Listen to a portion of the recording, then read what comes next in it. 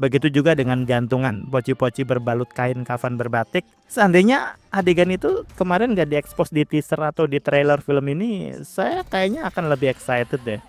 Akan ada kekagetan gitu dan reaksinya bakal berbeda.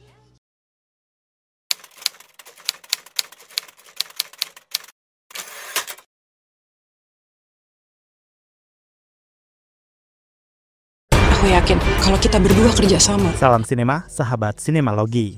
Hutang Nyawa adalah film horor yang disutradarai Billy Christian. Film ini dibintangi Taskia Namnia, Muhammad Khan, Rachel Fenya, Mian Tiara, Lucky Elmoniaga, Mike Lucock, Laksmi Notokusumo, dan lain-lain.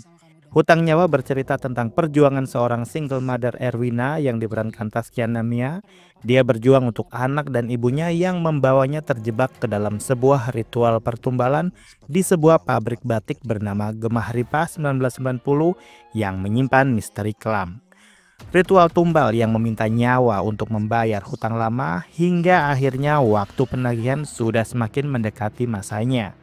Perjanjian apa yang sudah terjadi sebelumnya hingga Erwina yang harus membayar dengan nyawanya. Misteri gelap yang melibatkan keluarga Erwina perlahan terungkap. Apa yang sebenarnya terjadi di pabrik Gemah Ripah? Kenapa Tri dan buruh pabrik lainnya satu persatu harus pergi dari pabrik? Hutang nyawa harus segera dibayar tuntas. Kalian bisa membantu kami dengan klik tombol Super Thanks di bawah video. Kami akan sangat berterima kasih atas berapapun nominal saweran yang kami terima.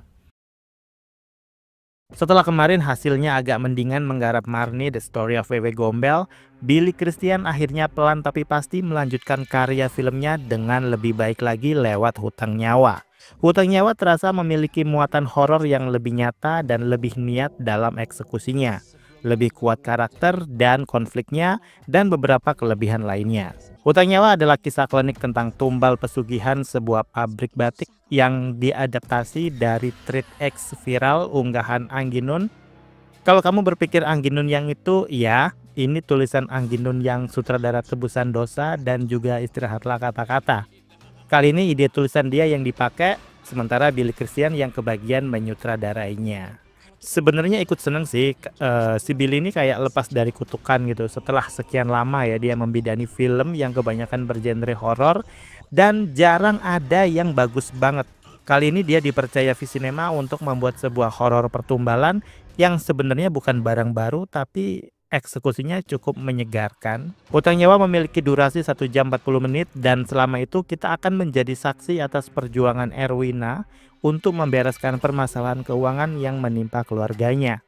Kita sebagai penonton di awal sudah dijejali dengan backstory seperti apa kondisi keluarga Erwina. Termasuk Erwina sendiri yang memiliki halusinasi dan menjalani terapi obat jalan. Biaya berobat yang gak murah, gaji kerja pas-pasan, hutang menumpuk hingga disamperin debt collector. Terus sang ibu yang juga pesakitan, saudaranya Rian juga, peminum dan pecandu togel. Semakin menambah daftar panjang beban hidup Erwina. Belum lagi anak Erwina satu-satunya yaitu si Jody yang harus mendapat penanganan khusus setelah mengalami kecelakaan fatal di tempat Erwina bekerja. Semuanya dibikin sedramatis itu sehingga Erwina nggak bisa berbuat banyak. Billy Christian berhasil mendeliver karakter Erwina menjadi sangat tidak punya pilihan selain manut sama perintah ibunya, yaitu mengikuti penawaran Om Dar untuk bekerja di pabrik batik Gemah Ripah. Walau berat meninggalkan anaknya yang masih sakit, ya mau nggak mau Erwina harus menjemput teror yang sebenarnya baru saja dimulai. Meski di awal kita sudah diberitahu nih bahwa karakter Erwina memiliki halusinasi, namun gak dijelaskan juga apa yang menjadi penyebabnya. Dan dalam asumsi saya ya yang terlihat sih bisa jadi karena ditinggal bapaknya waktu kecil atau trauma ditinggal pacarnya dalam keadaan hamil dan dia melahirkan serta membesarkan anaknya seorang diri. Sementara ibunya sendiri kurang setuju dengan pilihan dari si Erwina.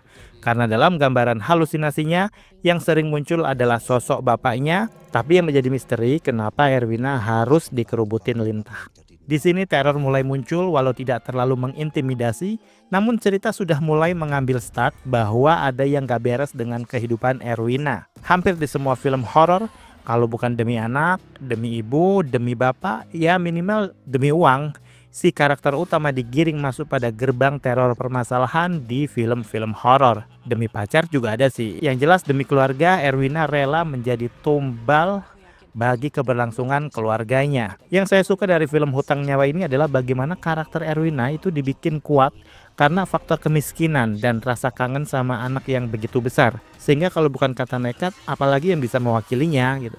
Dan Taskia Namia berhasil memerankan sosok perempuan yang tough dan berani mengambil resiko.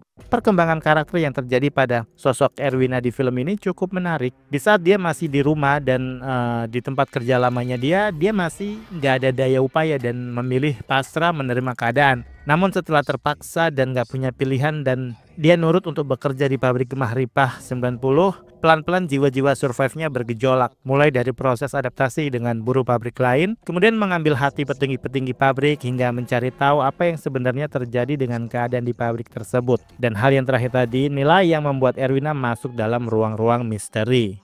Meski kualitas akting Taskia Namia tidak busuk, yang sangat saya sesalkan adalah di tahun 2024 ini total ada 5 film dia yang rilis berurutan. Dari Tanduk Setan, The Shadow Strays, Lembayung, Pulau Hantu, dan ditutup dengan film ini yaitu Hutang Nyawa. Anggap kita mencoret The Shadow Strays, sisa 4 film, dan kalau dilihat-lihat keempat karakter yang dimainkan Taskia Namia, hampir semuanya adalah karakter perempuan yang terjebak dalam masalah atau konflik. Tidak ada yang khas memberikan karakteristik yang lebih menarik.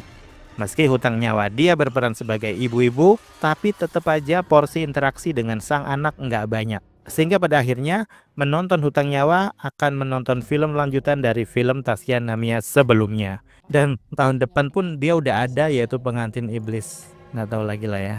Hutang Nyawa memiliki atmosfer yang sangat berbeda dengan film-film Billy Christian yang sebelum-sebelumnya. Kali ini lebih mencekat, gambar-gambar senyap di setiap ruang yang menyimpan misteri. Terasa begitu dekat, gambar-gambar gelap yang tidak menyakitkan mata membuat film ini gak terpuruk. Meski jump scare yang muncul banyak yang gak efektif secara cerita, namun ada beberapa yang sukses menciptakan ketegangan. Termasuk para penampakan entitas yang sedikit berbeda dari biasanya. Selain Taskia Namia, Rachel Fenya juga tidak terlalu busuk memerankan mbak-mbak buruh pabrik yang terobsesi untuk menjadi pekerja yang teladan dan layak dipindahkan ke Tuban dan sekaligus mendapat bonus. Sayangnya karena film ini adalah termasuk dalam dimensi karakter Erwina, sehingga mungkin bisa jadi sosok Tri yang diperankan Rachel adalah bisa jadi di beberapa scene itu adalah buah dari halusinasi Erwina. Karena gejala halusinasi Erwina di film ini muncul seakan nggak ada batasan mana realita, mana bentuk halusinasi. Sehingga ada beberapa scene yang menurut saya ambigu. Namun justru di situ seninya. Jadi film ini seakan membawa kita untuk benar-benar berada pada point of view Erwina. Selain Rachel Fenya, hampir semua cast di film ini memberikan penampilan yang bagus sebagai orang-orang yang memiliki kesibukan di pabrik. Termasuk juga Mian Tiara dan Nagrappa Kusadewo. Bahkan Krishna Ketaro yang memerankan Jody, anak Erwina juga sanggup bermain apik. Sayangnya dari semua penampil yang ada di film ini, ada beberapa plot yang sangat disayangkan malah meruntuhkan alur cerita. Kenapa altar persembahan untuk ritual penumbalan malah dilakukan di outdoor? Kenapa bukan di dalam area pabrik itu?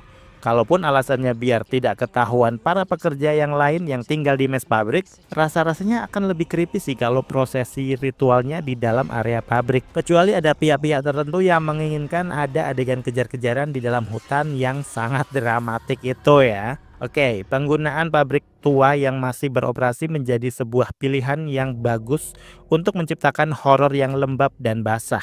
Simbolik galon air dan lintah di film ini bagi saya cukup mewakilkan jenis horor ini. Bagaimanapun, filosofi hewan lintah di mana-mana selalu dikaitkan dengan utang piutang, sehingga memunculkan istilah lintah darat. Dan simbolik dari binatang lintah ini cukup ngena banget di film ini. Karena sesuai dengan judul, Hutang Nyawa, lintah menghisap darah makhluk hidup yang ditempelinya. Makanya nggak heran di awal film ada adegan Erwina dikerubutin lintah. Ya karena dia sedang terlibat hutang nyawa atau hutang apalah ya. Penggunaan soundtrack lagu Nonaria yang berjudul Santai sepertinya sengaja dipasang karena memiliki kecocokan dengan plot cerita di film ini. Lagu tersebut menjadi pertanda bahwa para pekerja harus stop berhenti kerja ketika sudah dikumandangkan lewat corong speaker. Mungkin yang kurang dieksplor di sini adalah eksistensi cermin yang harus ditutup dengan kain. Saya paham maksudnya untuk apa, tapi sayangnya adegan demi adegan yang melibatkan cermin-cermin itu kayak kurang mewakili kengerian yang sudah dibangun ya. Begitu juga dengan gantungan, poci-poci berbalut kain kafan berbatik. Seandainya adegan itu kemarin gak diekspos di teaser atau di trailer film ini, saya kayaknya akan lebih excited deh. Akan ada kekagetan gitu dan reaksinya bakal berbeda. Dan pada akhirnya hutang nyawa masih bisa digunakan Billy Christian untuk menyelamatkan nyawanya sebagai sutradara film horor. Bukan karya terbaik, tapi setidaknya bisa lebih baik dari film dia yang sebelum-sebelumnya. Semoga Billy Christian semakin matang berkarya dan lebih tajam sense of horornya. Demikianlah video reaksi dari film Hutang Nyawa yang sudah tayang di bioskop. Silakan like, komen, dan subscribe kanal ini. Cek juga akun-akun media sosial Sinemalogi. Dan jangan lupa, bersinema dahulu, berbahagia kemudian.